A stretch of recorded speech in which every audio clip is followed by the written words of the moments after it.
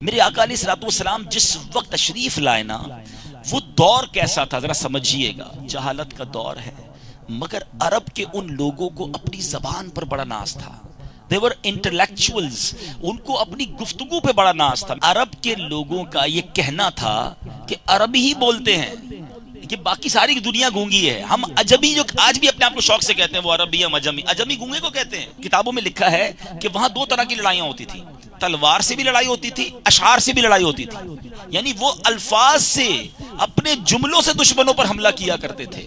اور سبحان اللہ، حضرت عبداللہ بن رواحہ، حضرت حسان بن ثابت کی قسمت پر ہماری جانیں قربان، یہ نبی پاک کی نعت لکھنے والے صحابہ تھے۔ تو جب جنگ ہوتی تھی نا، تو میرے آقا حضرت عبداللہ بن رواحہ سے ایک بار فرماتے ہیں، اے عبداللہ بن رواحہ، تم اشعار کہو، تمہارے اشعار جو ہیں وہ دشمن کے لیے تیر کی مانند ہیں۔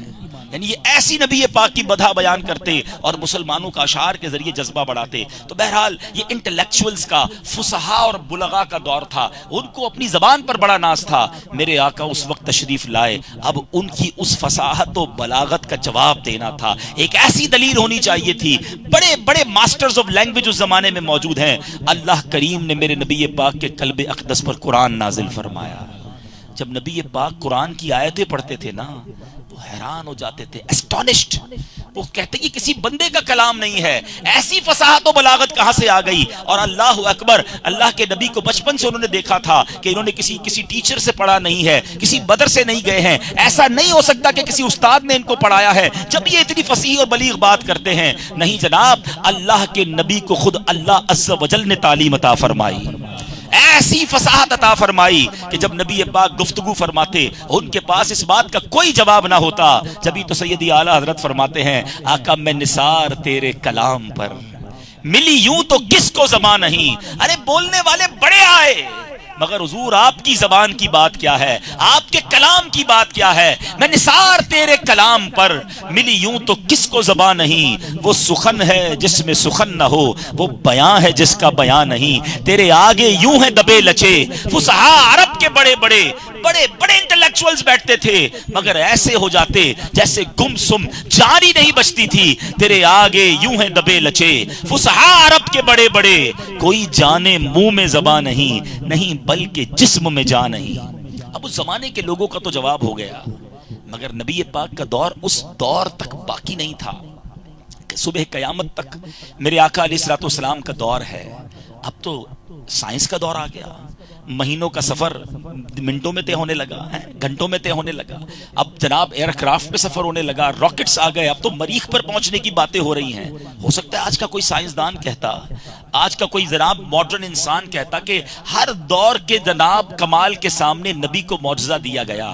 یہ بتائیے اگر آپ کے نبی سچے ہیں تو سائنس کا جواب کیا ہے، اس ٹیکنیکل ورلڈ کا جواب کیا ہے۔ اللہ اکبر، میرے آقا کو اللہ عز و جل نے جو معراج کا معجزہ عطا فرمایا ہے، یہ رہتی دنیا کی سائنس کو جواب ہے۔ ذرا بتائیے تو صحیح، زمین سے لے کر پہلے آسمان کا فاصلہ 500 ایئرز ہے۔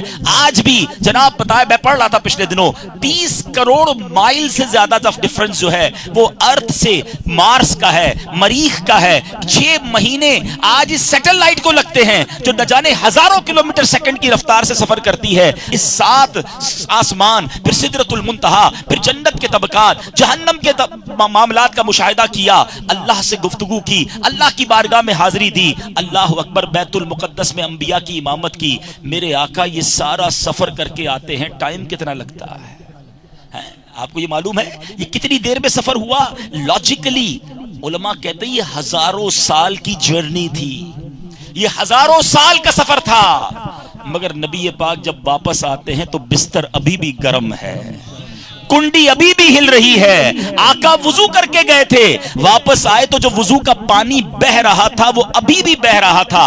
اٹ مینز سردیوں میں آپ کو اندازہ ہوتا ہوگا جب فجر کے لیے آپ اٹھتے ہیں بستر تھوڑا سا گرم ہوتا ہے، بٹ ٹیک فیو سیکنڈز، تھوڑی دیر کے بعد بستر کا گرمی جو ہے وہ نارمل ہو جاتی ہے۔ اس کا مطلب یہ ہے کہ وقت رک گیا تھا، وقت چلا ہی نہیں ہے۔ آقا یہ سارا سفر کر کے واپس آئے ہیں۔ اب ذرا عشق کی زبان میں اس کا جواب لے لو۔ عشق والے کہتے ہیں بات یہ ہے، دیکھیں نا آپ کی میری گھڑی ہے، اس کا سیل نکال لیں، ٹھیک ہے، تو گھڑی رک جائے گی نا، پھر سیل ڈال دیں تو ٹک ٹک ٹک کر کے چلنا شروع ہو جائے گی۔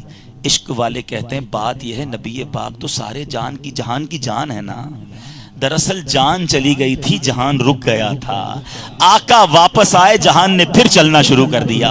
وہ جو نہ تھے تو کچھ نہ تھا، وہ جو نہ ہو تو کچھ نہ ہو، جان ہے وہ جہان کی، ارے جان ہے تو جہان ہے۔ بتائیے دنیا کتنی ترقی کر لے مگر میرے آقا کا یہ معجزہ، یہ رہتی دنیا کے لیے وہ سوال ہے اور جواب بھی ہے عشق والوں کے لیے کہ ایسا تجھے خالق نے طرح دار بنایا، یوسف کو تیرا طالب دیدار بنایا، کونین بنائے گئے سرکار کی خاطر، کونین کی خاطر تمہیں سرکار بنایا۔